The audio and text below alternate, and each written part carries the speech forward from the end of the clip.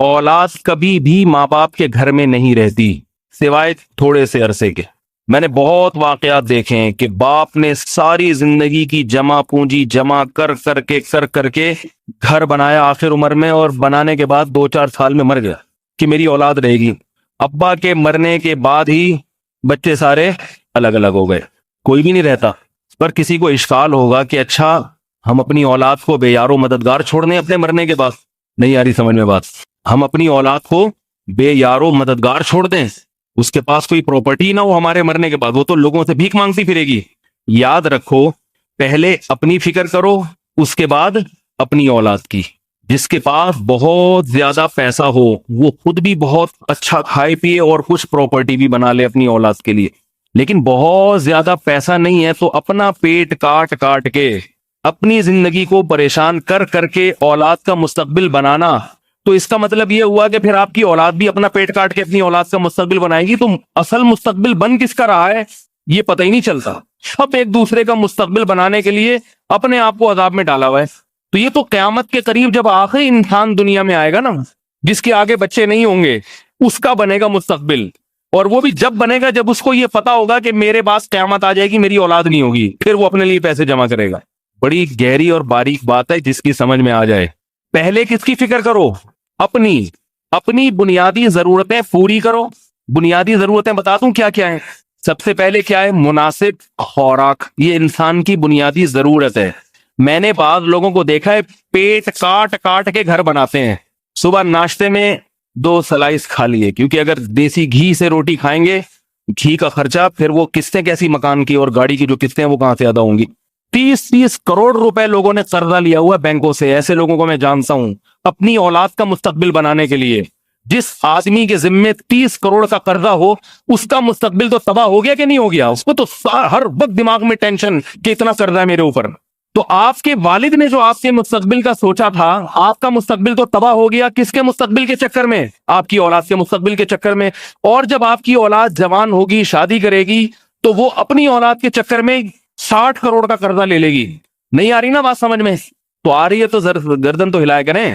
یہ وہ حماقتیں ہیں جو دنیا دار لوگ کر رہے ہیں اور ڈپریشن کے مریض بنے ہوئے ہیں. اللہ پہ توکل، اللہ پہ اعتماد مسلمان کی زندگی سے نکل گیا. جانتے ہی نہیں کہ توکل کیا ہوتا ہے، اللہ پہ اعتماد کیا ہوتا ہے. جب یہ بات دماغ میں اتر جائے گی کہ مجھے پالنے والا کون ہے؟ اللہ ہے. تو میری اولاد کو بھی کون پالے گا؟ اللہ. ٹینشن فری زندگی ہو جاتی ہے. تو جتنا مجھے اللہ نے مکلف بنایا میں اس کا پابند ہوں، اس سے زیادہ کی میں نے فکر کرنی نہیں ہے. اتنی فکریں مسلط کی ہوئی ہیں، ہائے یہ نہ ہو جائے، ہائے یوں نہ ہو جائے، ہائے بچہ سٹی اسکول میں نہیں پڑھا تو پتہ نہیں کیا ہو جائے گا. پیسے ہیں نہیں ادھر میرے پاس، لوگ بھیک مانگنے آتے ہیں. ایک صاحب آئے، میرے 4 بچے ہیں، اسکول کی فیسیں نہیں ادا ہو رہی، کوئی زکوٰۃ فطرانہ. میں نے کہا ادھر لوگوں کے پاس کھانے کے پیسے نہیں ہیں، میں ان کو زکوٰۃ دوں یا آپ کے سٹی اسکول کی فیسیں بھروں میں اس سے؟ ایک بندہ آیا میرے پاس، میں نے پی ایچ ڈی کرنا ہے مولوی صاحب، کوئی زکوٰۃ فطرانے کے پیسے ہوں گے؟ میں نے کہا کیوں کرنا ہے پی ایچ ڈی؟ کہہ رہے یار وہ کیا ہے، معاشرے کی ضرورت ہے. میں نے کہا پہلے روٹی والوں کی ضرورت پوری کریں، یا لوگ مجھے دے کے جاتے ہیں بےچارے اعتماد پر، کوئی مستحق ملے تو آپ ان کو پہنچا دیں. تو میں نے کہا جب جس نے مجھے رقم دی وہ پوچھے گا کہ کس کو دی آپ نے، میں کہوں وہ جو بندہ پی ایچ ڈی کر رہا تھا، تو وہ دینے والا کہے گا پی ایچ ڈی تو میں نے نہیں کیا ہوا، میری زکوٰۃ سے لوگوں کو پی ایچ ڈی کروا رہے ہو آپ. علاج کے پیسے نہیں ہیں، کھانے کو بعض لوگوں کے گھروں میں چولہے نہیں جل رہے، تو میرے پاس آئے بھیک مانگنے. گھر میں بڑی پریشانیاں ہیں اور مولوی صاحب بہت ٹینشن میں ہوں، بہت. ایکچولی میں بتا نہیں سکتا. اتنی اچھی انگلش بول رہا ہے تو وہ تو ویسے ہی پریشان نہیں ہونا چاہیے اس کو اس زمانے میں. انگلش لینگویج سینٹر ہی کھول کے تم پیسہ کما سکتے ہو، تم انگلش پڑھا کے پیسہ کما سکتے ہو. تو وہ انگلش اردو سب ملا جلا، وہ بڑا پریشان ہے. میں بھی ترس آ گیا اس کے آنسو دیکھ کے. اور نہیں کیا، میں نے جب پریشانی کی تفصیل پوچھی، میں نے کہا مثلاً کیا پریشان؟ کہہ رہے بس خرچے ہی پورے نہیں ہو رہے. خرچے پورے نہیں ہو رہے. ظاہر ہے میں پریشان ہو گیا کہ یار بیچارے کے خرچے ہی پورے نہیں ہو رہے. یہ تو بہت بڑا مسئلہ ہے نا، خرچے پورے نہیں ہو رہے. شکر ہے میں نے رقم دینے سے پہلے پوچھ لیا احتیاطاً. میں نے کہا ناشتہ کیا تھا صبح آپ نے؟ ہاں. کیا کھایا تھا ناشتہ میں؟ انڈا تھا. میں نے کہا پراٹھا بھی تھا؟ ڈبل روٹی بھی تھی؟ ہاں. سلائس بھی تھے؟ مکھن بھی ہوگا؟ میں نے کہا ہاں مکھن بھی. میں نے کہا یہ ناشتہ ہے؟ کہہ رہا یہ تو ہوگا نا گھر میں، اب ناشتہ تو ہوگا، یہ تو بنیادی، یہ تھوڑی کہ ناشتہ ہی نہیں ہو رہا. کھانا کھایا تھا دوپہر کا؟ گزشتہ کل کی بات. ہاں کھایا تھا. رات کو بھی کھایا تھا. فٹ پاتھ پہ سوئے تھے؟ کہہ رہے نہیں گھر میں سویا تھا. اب گھر کی جیسی باتیں کہہ رہے اپنا نہیں ہے، ذاتی گھر نہیں ہے، کرائے کا ہے. میں نے کہا اپنا ذاتی گھر ہو یا کرائے کا گھر ہو، سونے کی جو بنیادی ضرورت ہے، سونے کے لیے انسان کو کیا چاہیے؟ اوپر ایک چھت چاہیے. کیا خیال ہے بھائی؟ چار دیواری چاہیے تاکہ ایسا نہ ہو ہوا کے تھپیڑوں سے اڑ جائے کہیں. اور چار دیواری اس لیے بھی چاہیے شادی شدہ آدمی کو کہ بیوی بچے عزت کے ساتھ سو جائیں، بے پردگی نہ ہو. میں نے کہا مچھروں سے بچنے کا انتظام ہے، کیونکہ مچھر اگر ہوں تو کم از کم میں تو نہیں سو سکتا. پورے کمرے میں ایک مچھر بھی اگر ہو میں نہیں سو سکتا. مجھے پتہ نہیں مچھر سے کوئی خصوصی الرجی ہے کیا ہے، اور وہ آتا بھی سیدھا میرے پاس ہی ہے. میں یہ باقاعدہ تجربہ کیا ہے. پورے کمرے میں ایک مچھر بھی نہ رہا ہے، 100 آدمی بیٹھے ہیں، میں جا کے بیٹھ جاؤں گا، سب کو چھوڑ کے میرے بیان میں آ کے بیٹھ جائے گا وہ سامنے. میں نے کہا لے بھائی. تو میں نے کہا اس لیے میں نے ایک سوال پوچھا، مچھروں سے بچنے کا انتظام ہے تاکہ ایسا نہ ہو کہ مچھردانی کے بھی پیسے نہیں ہیں، یا وہ کوائل جو آتی ہے اس کے بھی پیسے نہیں ہیں، جس کی وجہ سے اب رات کو مچھر نہیں سونے دیتے. تو کہہ رہے نہیں وہ تو تم کوائل کے پیسے تو ہر ایک کے پاس ہی ہوتے ہیں. نہیں ہوتے تو میں زکات سے کوائل خرید کے دے دیتا اس کو. بھئی ایک معقول ادھر ہے. میں نے کہا پھر پرابلم کیا ہے؟ سارے خرچے تو پورے ہو رہے ہیں. ارے یار بچوں کی اسکول ہے، فیس ہے، اور فلانا ہے، اور ڈمکانا ہے، اور یہ ہے اور وہ ہے. کوئی فیوچر کے لیے کوئی پراپرٹی نہیں ہے. بچیاں جوان ہو جائیں گی، ان کی شادی کے لیے کرنی ہے، وہ ان کے جہیز کی رقم، یہ سب ساری چیزیں، کچھ بچت ہی نہیں ہے، کچھ بچ ہی نہیں رہا. میں نے کہا جس سے زکات مانگنے آئے ہو نا، اس کے پاس بھی کچھ نہیں بچتا الحمدللہ، اسے تو یہ فکر نہیں ہے. میں نے کہا مجھے دیکھا کبھی آپ نے کہ میں کسی سے زکات مانگ رہا ہوں کہ میرے پاس کچھ نہیں بچتا؟ بلکہ میں تو اتنا خوش ہوں کہ مجھے نظر لگنے کا ڈر تو ہوتا ہے کہ نظر نہ لگ جائے. اتنے رزق کی فراوانی ہو رہی ہے کہ سب چیزیں اللہ نے پوری کر دی، کوئی کمی نہیں چھوڑی. سوتے ہیں رات کو پنکھا بھی چل رہا ہے الحمدللہ، اسی سے خوش ہو. کراچی میں کوئی رات کو سوئے اور پنکھا چلنے کو مل جائے اس کو، سے تو خوشی سے پاگل ہونے کا خطرہ ہوتا ہے. میں نے کہا کتنے لوگ ہیں جو رات کو سوتے ہیں بغیر پنکھے کے، میں تو ان کو حیران ہوتا ہوں کس عذاب میں ہیں. ہم سوتے ہیں اللہ کا شکر ہے پنکھا چل رہا ہے، پھر دیکھ دیکھ کے خوش ہوتے رہتے ہیں. اسی سے بعض دفعہ نیند اڑ جاتی ہے. صبح اٹھتے ہیں تو ناشتہ ہوتا ہے، مل رہا ہے، بچوں کو بھی کھانے کو مل رہا ہے. یہ خوشی ایسی ہے خدا کی قسم. میں نے کہا میری جو دل کی کیفیت ہے، مجھے یہ ڈر لگتا ہے کہ کہیں ناشکری کا عذاب نہ آ جائے میرے اوپر. اور آپ کو یہ پریشانی ہے کہ بچتا کیوں نہیں ہے. فیوچر، مستقبل مستقبل مستقبل، سوچ سوچ کے پاگل ہو رہے ہیں. پھر کہنے لگے بچے اسکول نہیں جائیں گے. میں نے کہا کون سے اسکول میں پڑھتے ہیں؟ کہہ رہے سٹی اسکول میں. میں نے کہا یہ ہم بیوقوف ہیں یا یہ ہمارے پڑوسی بیوقوف ہیں جن کے سٹی اسکول میں نہیں پڑھ رہے؟ کیا ضرورت ہے سٹیز؟ کہہ رہے ہیں بھائی آج کل، پھر وہ جواب سنیں نا کہ آج کل بچوں کا مستقبل بنانا ہے تو ایسے اسکولوں میں تو پڑھانا پڑے گا. غریبوں کے اسکولوں میں اور یہ چھوٹے موٹے گورنمنٹ کے پیلے اسکول، ان میں تو بچے تباہ ہو جاتے ہیں. میں نے کہا آپ کو کس نے کہا کہ آپ بچوں کو اسکول بھیجو؟ تعلیم کے لیے یاد رکھو اسکولنگ ضروری نہیں ہے. اسکولوں کے بارے میں آپ کو تھوڑی سی ایک معلومات دے دوں. اسکول میں بچہ جتنا ٹائم لگاتا ہے بلا مبالغہ، ماں باپ بچے کو گھر میں صرف آدھا گھنٹہ روزانہ پابندی سے دے دیں، وہ اسکول والا سلیبس جو 8 سال میں مکمل ہوتا ہے وہ آپ 3 سال میں گھر میں مکمل کرا سکتے ہیں اس کو. یہ صرف ہوائی دعوے نہیں ہیں، اس پر بہت سے لوگ عمل کر رہے ہیں. میں آپ کو ایسے لوگوں سے ملا سکتا ہوں انہوں نے بچوں کو ایک دن بھی اسکول نہیں بھیجا، گھر میں بیوی کی ذمہ لگایا کہ آدھا گھنٹہ آپ نے ان کو اسکول کی تعلیم دینی ہے.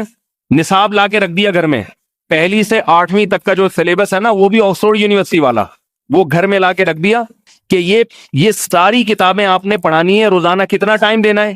بولو بھائی، آدھا گھنٹہ، لیکن پابندی سے. 8ویں تک ہم بچے کو گھر میں ہی پڑھائیں گے، ماں پڑھائے گی، کچھ باپ محنت کرے گا. اور اگر دونوں بالکل ہی فارغ ہیں، اول تو ایسا ہوتا نہیں ہے تو بالکل ہی فارغ ہوں، بہت ہی کچھ مسئلہ ہے، تو جتنا آتا ہے اتنا تو پڑھائیں نا. جتنا رہ جائے گا اس کے لیے اللہ کو انتظام کر دے گا. جتنا آتا ہے الف بے پیتے تو آپ کو آتی ہے، ABCD تو آپ کو آتی ہے، وہ تو آپ گھر میں پڑھا دیں. اسکول پیسے کمانے کا ذریعہ ہے، تعلیم نہیں ہے. اسکولوں میں تعلیم کے نام پہ بدترین مذاق ہے. یہ صرف بزنس ہے، بزنس. بچے کے اخلاق برباد ہوتے ہیں اسکول جا کے، بچہ بدتمیزی سیکھتا ہے. لوگ حیران ہوتے ہیں، مجھے فون کرتے ہیں کہ ہمارا بچہ اتنا بدتمیز. میں کہتا ہوں اسکول سے نکال دو، 2 دن میں انسان کا بچہ بن جائے گا. وہ گھر میں محنت کرنے کے لیے ماں باپ تیار ہی نہیں ہے. تو کہہ رہے ہیں میری وائف ایکچولی اتنی بیزی ہوتی ہیں. اب سنیں، یہ ہوتا ہے آج کل، وائف ایکچولی اتنی بیزی ہیں، وہ وائف کے بھی اپنے ایکچولی میں اتنی بیزی ہوتی ہیں مفتی صاحب میں بتا نہیں سکتی. وہ پھر وائف سے میری بات کرا دیتے ہیں بعض لوگ، تو وائف کی، تو میں اس کے میاں سے کہتا ہوں مکھنچو، میں اس سے کہتا ہوں آپ اپنی وائف کو کسی اسکول میں ٹیچر لگوا دیں. بولیں ایک آفر آئی ہے سٹی اسکول میں ٹیچنگ کے لیے، روزانہ 6 گھنٹے دینے ہوں گے. ساری مصروفیتوں کو پورٹلے میں بند کر کے دریا میں پھینکے گی، اور اپنے بچے کو روزانہ آدھا گھنٹہ جو عورت دینے کے لیے تیار نہیں ہے، وہ اسکول میں 50 بچوں پہ 5 گھنٹے خرچ کرنے کے لیے تیار ہو جائے گی جا کے. نہیں آ رہی بات سمجھ؟ جو ماں اپنے بچے کو گھر میں آدھا گھنٹہ دینے کے لیے تیار نہیں ہے کہ مجھ سے سنبھلتے نہیں ہیں اور میں ایکچولی بہت بزی اور اتنے سارے کام کیا ہوتے ہیں، کوئی بھی کام نہیں ہوتا. خواتین آج کل گھروں میں، سوائے ان خواتین کے جو میرا بیان سن رہی ہیں، ان کے علاوہ کی بات کر رہا ہوں میں، کیونکہ پھر مجھے جو صلواتیں سننے کو ملتی ہیں نا، وہ میں ہی جانتا ہوں، بھگتتا میں ہوں. جو میرا بیان سنیں گی خواتین، یا ابھی سن رہی ہوں یا ریکارڈنگ میں کئی بعد میں سنیں گی، ان کی بات میں ہرگز نہیں کر رہا، ان کے علاوہ کی بات کر رہا ہوں. سوائے پیڑے کھانے کے آج کل خواتین کا گھروں میں کوئی بھی کام نہیں ہے. معذرت کے ساتھ، کیسے سارا دن پیڑے کھانا ہے بیٹھ بیٹھے.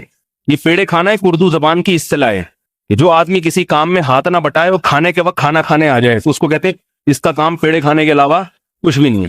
خواتین کے کام کیا ہیں آج کل؟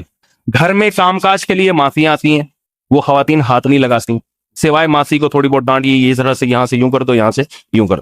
پہلے عورت کی ایک ذمہ داری ہوتی تھی بچے پیدا کرنا، آج کل وہ بھی چھوڑ دیے. ایک آدھ پوری زندگی میں ایک یا دو، بہت مشکل تیسرا، ایک یا دو یا 3 بچوں کی ولادت کے عمل سے گزرنا، یہ ایک ٹینشن کا تھوڑا سا کام ہوتا ہے. اس میں بھی مرد کو جو ٹینشن اٹھانی پڑتی ہے نا، وہ عورت کی ٹینشن سے زیادہ ہے. ایک آدمی کا فون آئے، میری بیوی پریگننٹ ہو گئی ہے، میں چاہ رہا ہوں حمل گرا دوں. میں نے کہا تو گناہ ہے. کہہ رہے خدا کی قسم وہ اتنی تکلیف میں نہیں ہے جتنی تکلیف میں ہوں. میں نے کہا کیوں؟ کہہ رہے اس کو تھوڑے سے چکر آتے ہیں، اتنا مجھے سناتی ہے کہ مجھے اس سے زیادہ چکر آنا شروع ہو جاتے ہیں، برداشت تو ہے ہی نہیں. اور پھر گلوکوز کے ڈبے، اور پھر جناب، اور وہ پھر یہ لا دو، پھر وہ پھل، اور پھر وہ گلوکوز کی بوتلیں، اور پھر ڈاکٹروں کے الٹرا ساؤنڈ، پھر ایکس رے، پھر میں لے کے بھاگ. کہہ رہا ہے بچہ جننے کی تکلیف کسی زمانے میں عورتوں کو ہوا کرتی تھی، آج کل ساری تکلیفیں مرد کو ہوتی ہیں. پھر آپریشن بھی لکھ دیتے ہیں آج کل ڈاکٹر، اس میں سارا خرچہ کس کا ہو جاتا ہے؟ وہ بیچارہ اتنی ٹینشن اٹھا رہا ہے. تو پوری زندگی میں 2 یا 3 بچے جننے کی تکلیف کے عمل سے عورتیں گزرتی ہیں، یہ ایک ٹینشن ہے. بچے پالنے کے لیے بھی، بچوں کو پالنے میں سب سے بڑی ٹینشن ہوتی ہے بچوں کے قضائے حاجت، پیشاب پخانے، وہ ساری ذمہ داری پیمپر کی کمپنیوں نے اپنے لے لی. جتنی پیمپر کی جو کمپنی ہے وہ کہتی ہیں بچے کی ہگائی متائی کی تمام ذمہ داری کس پر ہے؟ ہم پر ہے. خرچہ کون اٹھائے گا اس کا؟ میاں اٹھائے گا، شوہر. اب جس گھر میں ایک بچہ بھی ہو نا، پیمپروں کے پورے تھان آ رہے ہیں ہول سیل کے حساب سے. اب تو لوگوں نے ریٹیل پرائس پہ پیمپر لینا ہی چھوڑ دیا، کوئی افورڈ ہی نہیں کر سکتا. احتیاطاً 1 مہینہ پہلے سے پیمپروں کے ڈبے آ کے پیکنگ میں آگے رکھے جاتے. وہ 12 گھنٹے ایک پیمپر رہتا ہے، 12 گھنٹے کے بعد وہ بھی ڈاکٹر نے کہا ہوا ہے کہ اتار دو، جراثیم سے مسئلہ خراب ہو جائے گا بچوں کا. تو 12 گھنٹے بعد ایک دوسرا چپک جائے گا فوراً. دوسری چیز ہوتی ہے بچے کھیلیں گے کودیں گے کہاں، اور وہ بچے شرارتیں کرتے ہیں گھر میں، اس کے لیے کمپیوٹر ہے، کارٹون لگا دیں آپ، سارا دن وہ کارٹون دیکھتا رہے گا. تو خواتین تمام سر ذمہ داریوں سے بری ہوگی. مجھے یہ جملہ، مجھے پتا ہی ہے، مجھے اس کا جو ریئیکشن میرے اوپر، آپ تو بیان سن کے ہنس کے چلے جائیں گے. میں بہت سی باتیں جو ممبر پہ بیٹھ کے کہتا ہوں، مجھے پتا ہوتا ہے کہ یہ میں کتنی بڑی بات کر رہا ہوں اور اس پہ ریئیکشن کیا ہوگا، میں کتنا بھگتوں گا. لیکن ایک امانت کا تقاضا ہے کہ رکھ دوں آپ کے سامنے، تاکہ گھروں کی خواتین کو تھوڑا سا سیدھا کریں. میں یہ نہیں کہہ رہا کہ آپ ظلم کرنا شروع کر دیں، بد اخلاقی بدتمیزی شروع کر دیں. ان کو بتائیں دیکھو یورپ امریکہ کی خواتین کو دیکھو، بچے بھی پیدا کرتی ہیں، پالتی بھی ہیں، اور کما کے بھی شوہر کو کھلاتی ہیں. ابھی میں دبئی گیا، وہاں اور خواتین بہت ہی فلپائن کی، ہر ہوٹل میں ملازم، دکانوں میں فلپینی لڑکیاں. میں نے وہاں پوچھا یہاں ان کے آدمی کہاں ہیں؟ انہوں نے کہا آدمی ان کے گھروں میں بیٹھ کے پیڑے کھاتے ہیں، اپنے اپنے ملکوں میں بیٹھے ہوئے ہیں شوہر ان کے، اور یہ یہاں سے دبئی سے کما کے اپنے میاؤں کو کھلا رہی ہیں. تو خواتین کو ان سے عبرت حاصل کرنی چاہیے کہ ہمارے ہاں شریف آدمی اگر آپ کو مل جائے، وہ بیچارہ کما کے کھلا رہا ہے، تو اب اس کا سارا خون نہ نکالو، تھوڑا سا خون رہنے دو. اتنا ذہنی ٹارچر کرتی ہیں اس. ہاں 2 نمبر آدمی مل جائے نا، پھر سیٹ چلتی ہیں بالکل. تو کہاں سے بات کدھر چلی گئی، کیا کہہ رہا تھا میں؟ تو وہ میں یہ کہہ رہا تھا کہ گھر میں ماں اپنے بچے کو آدھا گھنٹہ پڑھانے کے لیے تیار نہیں ہے، اور اسکول میں 50 بچوں کو 5-6 گھنٹے پڑھانے کے لیے تیار ہے. تو اس کا مطلب ہے کہ خواتین اپنی ذمہ داری پوری کرنے کے لیے تیار نہیں ہیں. تو اپنے گھروں میں اپنی زوجات کو کہیے کہ بھائی جو آپ کو آتا ہے پہلے بچوں کو وہ تو پڑھا دو جتنا آتا ہے، اسی سے انشاءاللہ بہت کچھ ہو جائے گا. میں ایسے لوگوں کو جانتا ہوں کہ انہوں نے اپنے بچوں کو اسکول نہیں جانے دیا، گھر میں پڑھایا ہے، ذمہ داری پوری کی ہے. نتیجہ کیا نکلا؟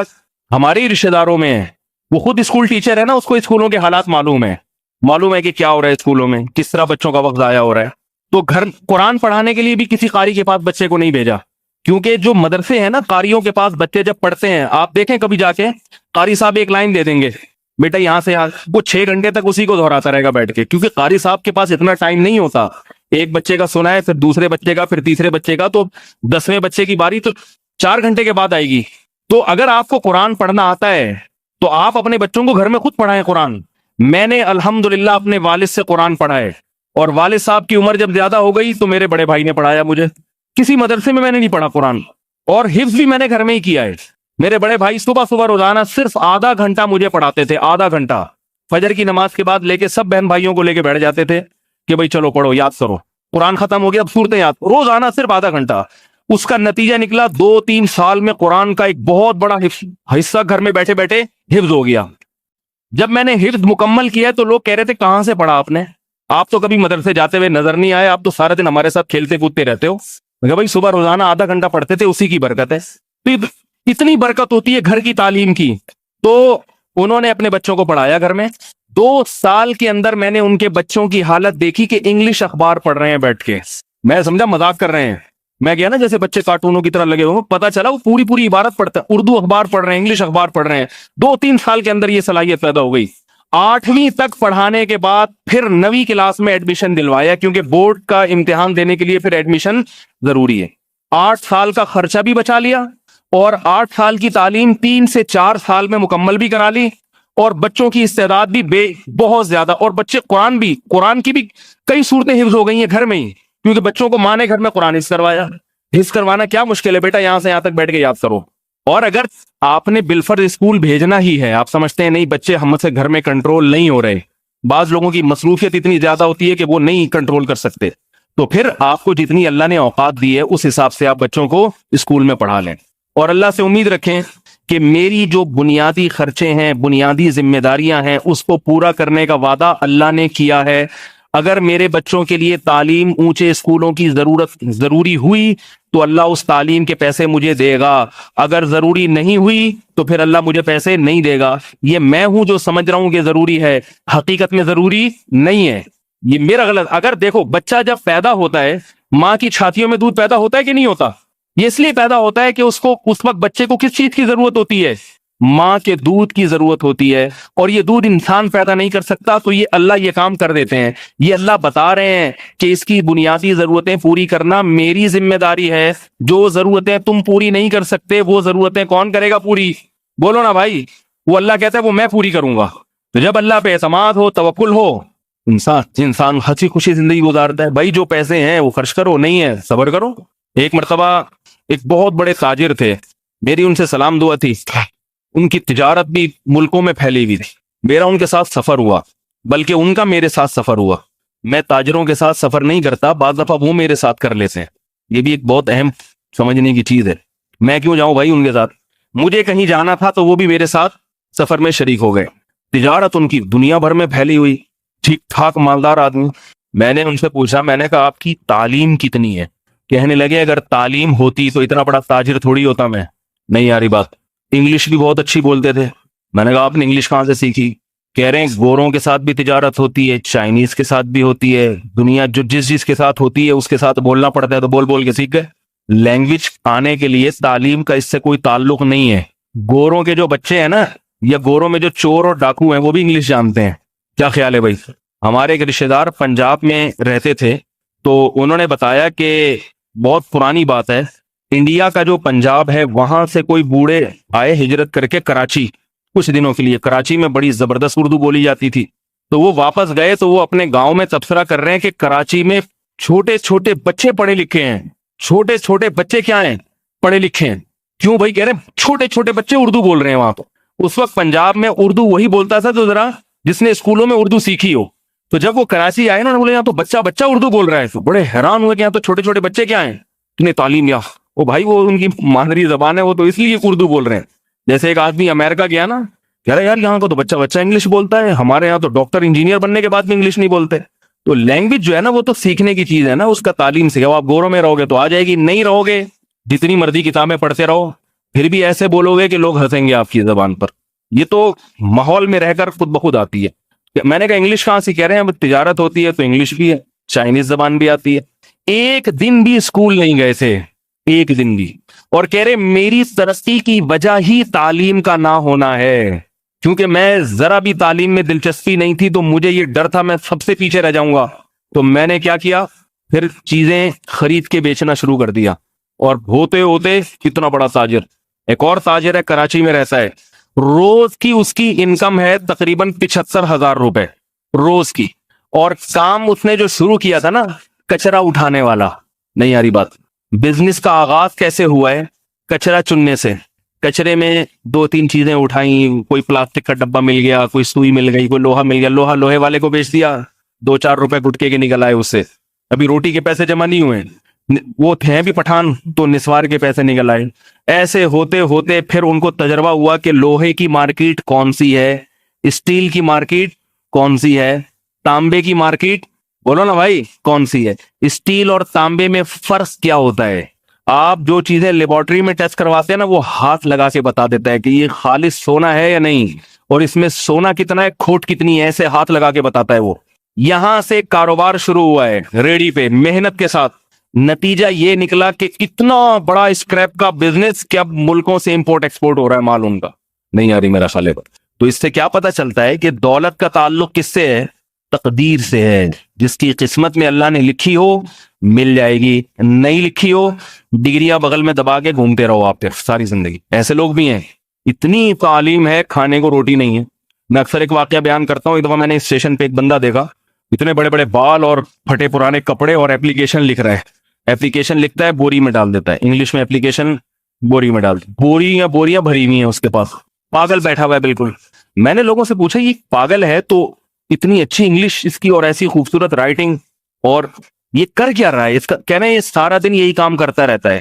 تحقیق سے پتا چلا کہ یہ بہت زیادہ اس نے تعلیم حاصل کی ہے, مگر جاب کے لیے ایپلیکیشن لکھتا تھا, کہیں سے بھی اس کی ایپلیکیشن قبول نہیں ہوتی تھی, کہیں بھی جاب نہیں ملی. تو اس سے یہ دماغی توازن کھو بیٹھا ہے غم سے کہ میں نے ساری زندگی لگا دی اور اب میں بے روزگار گھوم رہا ہوں. اب اس کا دماغی توازن اتنا خراب ہوا, ایسا پاگل ہوا کہ سارا دن بیٹھ کے یہ درخواستیں لکھتا رہتا ہے بیٹھ کے.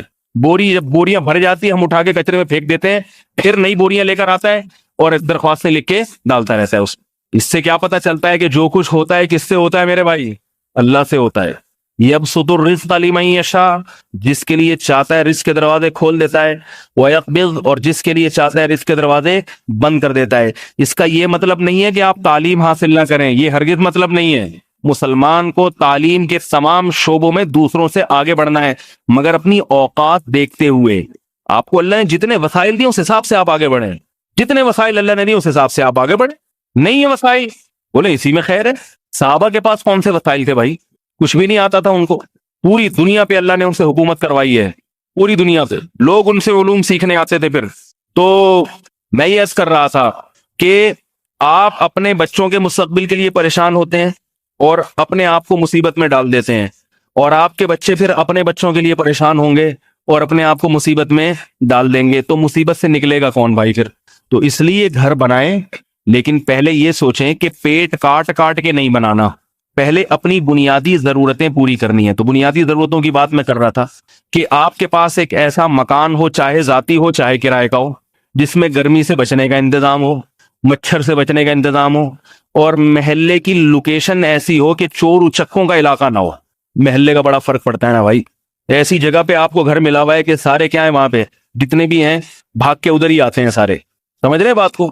یا یہ کہ بہت ہی غیر شائستہ قسم کے لوگ رہتے ہیں. غیر شائستہ لوگ کیسے ہوتے ہیں اس پہ ایک واقعہ ہے, لیکن وہ بھی پتہ نہیں آپ لوگ افورڈ کر سکیں یا نہیں کر سکیں, اس لیے میں نہیں سنا رہا. اس غیر شائستہ لوگ کس قسم کے ہوتے ہیں؟ گھٹیا خاندانوں کے لوگ, میں تہذیب سے آ رہی. تو علاقہ ایسا ہونا چاہیے رہائش کے لیے جو ذرا شریف شرفا کا علاقہ. تعلیم ضروری نہیں ہے, شریف شرفا ہونا زیادہ ضروری. تعلیم ہے سارے شرابی کبابی ہیں, ایسی تعلیم کا کوئی فائدہ نہیں ہے. یورپ میں بعض علاقے ایسے ہیں تعلیم بہت ہے مگر یہاں بھی شرابی رہتا ہے, یہاں بھی ڈرگس کا بزنس کرتا ہے ایک آدمی. تو آپ کیا کرو گے رہ کے بھائی وہاں؟ شرافت, غربت اور امیری کی بات نہیں کر رہا, شریف لوگ رہتے ہوں, اس کا بہت فرق پڑتا ہے. ایسی جگہ آپ کو گھر مل جائے تو آپ کی گھر کی ضرورت پوری ہو گئی. سمجھ رہے ہو کہ نہیں سمجھ رہے بھائی؟ چاہے کرائے کا ہو چاہے ذاتی, کیونکہ ذاتی گھر کو بھی کرایہ ہی کا سمجھا کریں. جس کے پاس ذاتی گھر ہے اس پہ ہرگز فخر نہ کریں. یہ یقین کر لیں اس سے بھی چھن جائے گا اور مجھ سے بھی چھن جائے گا, تو ایک ہی جیسے ہیں دونوں. تو ایسی جگہ ہو جہاں دھوپ گرمی سے بچنے کا انتظام, سمجھ رہے ہیں, یہ بنیادی. پھر گھر میں 3 درجات علماء نے بیان کیے ہیں. ایک ہے ضرورت, ایک ہے آسائش, اور اس سے اوپر کا درجہ ہے آرائش. ضرورت تو آپ کی جھونپڑی میں بھی پوری ہو جائے گی, بارش سے بچا لے گی, دھوپ سے بچا لے گی, مگر مشکل سے ہوگی. جھونپڑی میں ضرورت تو پوری ہوتی ہے مگر مشکل سے. ذرا سی ہوا چلی آپ پریشان ہو جاؤ گے, وہ جھونپڑے کے وہ پردے سیدھے کرنے میں لگے رہو گے, جو بھی گزرے گا تھوکتا ہوا جائے گا, وہاں لوگ عزت نہیں کریں گے. یہ ایک لوگوں کے ذہنوں میں خیال ہوتا ہے. اگر آپ کو سیمنٹ کا بنا ہوا گھر مل گیا تو ضرورت آپ کی, بولو بھائی, پوری ہو گئی. نہیں, ضرورت تو جھونپڑی میں پوری ہو گئی مگر آسائش نہیں ہے, آسانی نہیں ہے, سہولت نہیں ہے. سیمنٹ کا بنا ہوا گھر اگر آپ کو مل گیا ہے, صرف اینٹیں لگی ہوئی ہیں, اس میں پلسٹر اور رنگ کلر وغیرہ کچھ نہیں ہوا تو آپ کو آسائش بھی مہیا ہو گئی. اب آپ ہوا کے جھگڑوں سے بچ سکتے ہو, طوفانی بارشوں سے بچ سکتے ہو. لیکن کیا ہے, آسائش ہے, آرائش نہیں ہے, زینت نہیں ہے اس میں. جب لوگ آئیں گے تو ان کو اچھا نہیں لگے گا. نہیں یاری, بہت مشکل ہے آپ لوگوں کو بات سمجھانا, اور خود آپ کو بھی اچھا نہیں لگے گا. دیواریں ہیں ایسے ہی ننگی دیواریں ہیں, اس میں پلسٹر نہیں ہے, کلر نہیں ہے, چھت ایسی اکھڑی ہوئی ہے. آسانی تو ہے, آپ سو جاؤ آرام سے, ساری بنیادی ضرورتیں پوری ہوں گی آپ کی, لیکن آپ کو دیکھنے میں اچھا نہیں لگے گا. تو اتنا پیسہ انسان کے پاس آ جائے کہ وہ گھر اس کو ایسا مل جائے جس میں پلسٹر ہوا ہو, دیواریں میلی کچیلی نہ ہو, باقاعدہ کلر ہوا ہوا اس کے اندر. بات نہیں آ رہی سمجھ میں تو بتا دیں بھائی, رنگ روغن ہوا ہوا ہو تاکہ آنکھوں کو دیکھنے میں برا نہ لگے. تو یہ کیا ہے, آرائش, زینت بھی اللہ نے آپ کو دے دی. اب اس سے آگے کی جتنی چیزیں ہیں اس کی پھر کوئی انتہا نہیں ہے, جس میں فانوس بھی لگا ہوا ہو یہاں پہ آ کے. اور جناب یہ والا کلر کچھ اور کا رنگ کا ہو, یہ والی میں ایک صاحب کے گھر گیا, 1 گھنٹے تک میں کمرہ ہی گھوم گھوم کے دیکھتا رہا ہوں. یہ والی دیوار نیلے رنگ کی, یہ پیلے رنگ کی, اور یہ گولے گھنٹے کی دکان بنایا ہوا تھا انہوں نے گھر کو, یہ ہرے رنگ کی. پھر یہ والی دیوار کھردری, ہاتھ لگاؤ تو کھردری, یہ بالکل پلین, چھت پہ فانوس لگے ہوئے ہیں. یہ کیا ہے, یہ بہت اوپر کی چیزیں جس کی کوئی انتہا نہیں ہے. پھر یہ سوچ اگر بنائی آپ نے, پھر تو آپ اس سے بھی تھوڑے دنوں میں تھک جاؤ گے. بولے یہ نیلی دیکھ دیکھ کے تھک گیا, اس کو پیلا ہونا چاہیے, اور یہ والی لال تھی, اس کو دیکھ دیکھ کے تھک گیا ہوں, اس کو وائٹ کر دو. تبھی تو لوگ بدلتے رہتے ہیں, بدلتے, پھر اس کی کوئی انتہا نہیں ہے. یہ ہوس ہے, ہوس. بہت پیسہ اللہ نے دیا ہو تو ٹھیک ہے, یہ بھی نہیں دیا تو اس کی فکر کرنے کی ضرورت نہیں ہے. گریوی میں کسی کو مل گیا تو روزانہ دیواریں, پوری دیوار ہٹا کے دوسری دیوار لگا دے. اتنا پیسہ بھی بعض لوگوں کے پاس ہوتا ہے, وہ پورا کمرہ کنٹینر میں لوڈ کر کے دوسرا کمرہ منگوا کے لگا دیتے ہیں. فالتو میں اللہ نے دیا ہے تو بدل لو, نہیں دیا تو اس کی جستجو نہ کرو, کیونکہ اس کی کوئی انتہا, بولو بھائی, نہیں ہے. اس سے پہلے پہلے انسان کی فطرت ہے, گھر ہو کم از کم اس میں کوئی کلر تو ہو نا. میں جب یہاں امامت کے لیے آیا نا تو یہاں مسجد والوں نے مجھے گھر دکھایا, وہ ظاہر ہے پہلے امام استعمال کر کے گئے تھے, اس کی دیواریں ذرا کلر ولر. میں نے کہا بھائی میں اس گھر میں آؤں گا, پہلے کلر ہونا چاہیے تاکہ دیواریں صاف ستھری لگیں. تو انتظامیہ نے کلر کروا کے دیا, میں آ گیا, اب تک ہوں الحمدللہ. پھر 5 سال کے بعد دوبارہ کروا دیا, ابھی 5 سال پورے ہونے والے ہیں, ٹھیک ہے. تو یہ بنیادی یہ چیز ہے, کیونکہ جس کی طبیعت میں تھوڑا سا بھی نفاست ہوگی وہ یہ گندگی برداشت نہیں کر سکتا کہ ادھر کی دیوار کالی ہوئی ہوئی, ادھر کی پیلی ہوئی, ادھر کا رنگ اکھڑا ہوا, یہ نہیں ہو سکتا. پھر صاف ستھری چیزیں ہونی چاہیے, دیوار صاف ستھری ہو, کلر ہوا ہوا اس کے اوپر, ٹائلیں ہوں, اور اچھا ہے وہ. پھر اچھے کی تو پھر کوئی انتہا نہیں ہے نا. اچھے میں تو فانوس لگا دیں آپ, اس میں چمک پٹیاں لگا دیں, ٹھیک ہے, ٹیپ چڑھا دیں. آپ نے دیکھا ہوگا بعض لوگوں نے اپنی سائیکلوں پہ کیا کیا چڑھایا ہوا ہوتا ہے, موٹر سائیکلوں کو چمک چھلو بنایا ہوا ہوتا ہے انہوں نے اپنی. پھر اس زینت کی انتہا نہیں ہے. اسی طرح سواری انسان کی ایک ضرورت ہے. آپ صبح آفس پہنچتے ہیں بسوں میں لٹک کے, آپ کے علاوہ سب کچھ پہنچ جاتا ہے, آپ پیچھے رہ جاتے ہیں. W11 میں اللہ کسی دشمن کو بھی سفر نہ کرائے. تو اپنی سواری کا ہونا, دیکھو ضرورت بس سے پوری ہو جاتی ہے, ضرورت پہنچ جاتے ہیں کسی بھی طرح سے ہو, وہ ٹائر گھومتا ہی رہتا ہے. جتنا بھی ٹریفک جام ہو, ایک نہ ایک دن وہ آپ کو منزل پر پہنچا کے چھوڑے گا. ایک دن ایسا آتا ہے کہ آپ آفس پہنچ جاتے ہیں. ایسا نہیں ہوتا کہ آپ راستے میں جنازہ نکل جائے. آپ ہماری بسوں کی ابھی یہ حالت نہیں. جنازہ ان کا نکلتا ہے جو بس کے انتظار میں کھڑے ہوئے ہوتے ہیں, ان کو کچلتی ہوئی چلی جاتی ہے بس, اندر بیٹھے ہوئے لوگ اکثر بچ جاتے ہیں. تو ضرورت تو آپ کی بسوں سے پوری ہو جاتی ہے, تبھی غریب لوگ سفر کرتے ہیں. اب جس کے پاس بس کا کرایہ بھی نہیں ہے وہ یہ کہہ سکتا ہے کہ میری بیسک ضرورت اور بنیادی ضرورت پوری نہیں ہو رہی. وہ پریشان ہو سکتا ہے, وہ آ سکتا ہے مولوی صاحب بہت پریشان ہوں, یہاں سے وہاں جانے کے لیے بس کا کرایہ بھی نہیں ہوتا. یاد رکھو بس کے کرائے پہ نام پہ بہت سارے فراڈی بھکاری ہیں جو گھوم رہے ہوتے ہیں. انہوں نے میرا بیان سنا ہوا ہوتا ہے تو وہ یہی بہانا ہے کرایہ نہیں ہے بس کا. تو ایسا نہ ہو کہ جو بھی کہے کہ کرایہ نہیں, آپ کے مولوی صاحب نے کہا تھا ہاں جس کے پاس کرایہ نہیں ہے وہ یہ کہ واقعتاً نہیں ہے, یہ اس کی کیا دلیل ہے؟ واقعتاً کسی بیچارے کے پاس اتنا بھی پیسہ نہیں ہے کہ وہ اپنے کام پہ جانے کے لیے اس کے پاس کرایہ ہو, تو وہ واقعتاً محتاج ہے, کیونکہ اس کی سواری کی بنیادی ضرورت پوری نہیں ہو رہی. سمجھ رہے ہو بات کو؟ تو اس سے ضرورت پوری ہو جائے گی مگر آسائش نہیں ہے, آرام نہیں ہے, سہولت نہیں ہے. انسان ڈپریشن کا مریض بن جاتا ہے. دور اگر جانا ہو نا, اس نے کھڑا ہوا ہے, بس والے آتے ہی نہیں ہیں, آئے تو پھر چلتے ہی نہیں ہیں. میں ایک دفعہ 4K میں بیٹھا ہوا تھا, چل ہی نہیں رہا. اب پیچھے لوگوں نے آواز ماری ہے, اب ایک صاحب کہتے ہیں ابے تیرے کو نیمبو چٹاؤں کیا؟ کہہ رہے ڈرائیور کو ابے تجھے نیمبو چٹاؤں. تو کیوں کہہ رہے ہیں؟ اس لیے کہ نیمبو چٹاؤں گا تو تھوڑا سا ہلے گا. یہ وہ سمجھ رہے تھے, یہ بھول گیا ہے کہ اس کا دنیا میں آنے کا مقصد کیا ہے, میں یہاں بس میں کیوں بیٹھا ہوں. اور ڈرائیور واقعی بھول جاتا ہے, چلتا ہی نہیں ہے, پھر چلے گا تو پھر رک جائے گا. تو عجیب سی کنڈیشن. آدمی خاص طور پہ جس آدمی کو اپنا وقت بچانا ہے, جو وقت کی قدر کرنے والے لوگ ہیں, ان کی تو زندگی آدھی اسی بسوں میں برباد ہو جائے گی. اس لیے ہم نے جتنے علماء کو دیکھا ہے نا جو وقت کی قدر کرتے ہیں, وہ بسوں میں اکثر میں نے دیکھا سفر نہیں کرتے, کیونکہ وقت بہت برباد ہو جاتا ہے. تو آسائش کس میں ہے کہ آپ کے پاس اپنی ذاتی سواری ہو, یہ آسائش. اور وہ ذاتی سواری کی ضرورت جو آسائش والی موٹر سائیکل سے بھی پوری ہو جائے. بائی پہنچ گئے بھائی آرام سے. اور آرائش کیا ہے؟ زینت. وہ ہے آپ کی ذاتی کار ہو, گاڑی ہو, اس میں زینت بھی ہے, بیٹھے ہوئے اچھے لگ رہے ہوتے ہیں, آپ جا رہے ہیں آفس چلا رہے, تو یہ کیا ہے؟ بولو نا بھائی. تو یہ اگر کسی کو گاڑی مل گئی تو سمجھو کہ اس کی 10 انگلیاں گھی میں ہیں. پھر آگے سب کیا ہے؟ شو بازیاں. گاڑی کون سی ہونی چاہیے؟ گاڑیوں کی کوئی انتہا نہیں ہے. گاڑیاں 1 کروڑ روپے کی بھی آتی ہیں, 2 کروڑ روپے کی بھی آتی ہیں. دبئی میں ایک صاحب نے بتایا کہ ایک گاڑی مجھے دکھائی, وہ لمبی چوڑی گاڑی, کہہ رہے ہیں یہ 2 کروڑ کی گاڑی ہے. میں نے کہا اس میں کون سے سرخاب کے پر لگے ہوئے ہیں؟ کہا اس کے سرخاب کا پر یہ لگا ہوا ہے کہ آپ کے پاس اگر 2 کروڑ ہو پھر بھی آپ کو نہیں ملے گی. میں نے کہا کیوں بھائی؟ کہہ رہے ہیں یہ کمپنی صرف رائل فیملی سے بلونگ کرنے والے لوگوں کو دیتی ہے, کیونکہ اس گاڑی کو دیکھ کے جو بندہ اندر بیٹھا ہوا ہے اس کے بارے میں سب کو پتا ہوتا ہے کہ یہ رائل فیملی سے ہے, لہذا جیسے یہ گاڑی روڈ پہ نکلتی ہے تو ہٹو بچوں کہنا نہیں پڑتا اس کو.